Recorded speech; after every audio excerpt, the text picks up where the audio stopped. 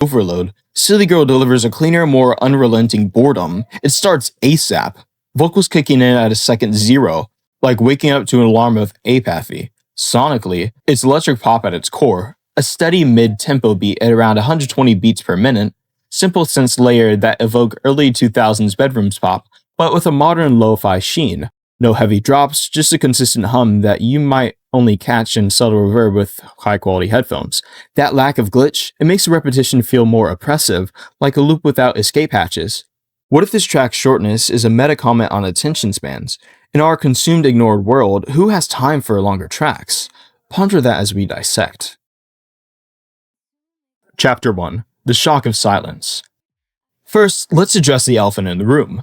The lack of a glitch. In tracks like Pistoletta or Nothing Feels the Way It Should, the glitch-stutter effect is a sonic metaphor. It represents a fractured psyche, a digital soul buffering, the struggle to communicate through layers of static and trauma. It's the sound of a thought breaking apart before it can fully form. But Silly Girl has none of that. The vocal is clean, smooth, almost hypnotically monotonous. Why? Because the mental state described here isn't one of frantic fragmentation, it's the opposite. It's a heavy, monolithic, suffering blanket of anhedonia and ennui. There are no glitches because the feeling is seamless. It's a smooth, inescapable prison of apathy, not a chaotic lightning storm of anxiety.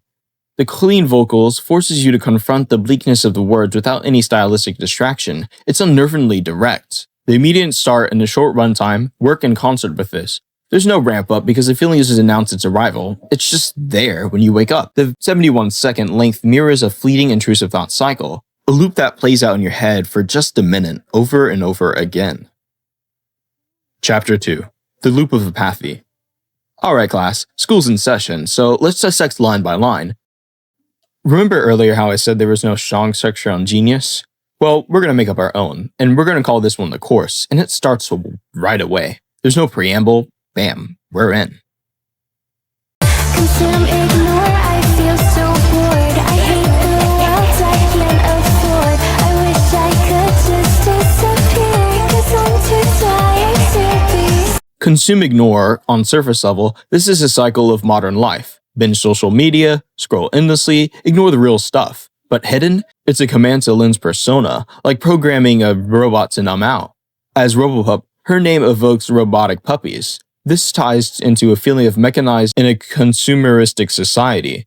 This is digital coping mechanism, the endless passive intake of content, consume, and the simultaneous ignorance of our own feelings, our responsibilities. The world crumbling outside our window. It's not an active, joyful consumption, it's a numbing agent, and the result?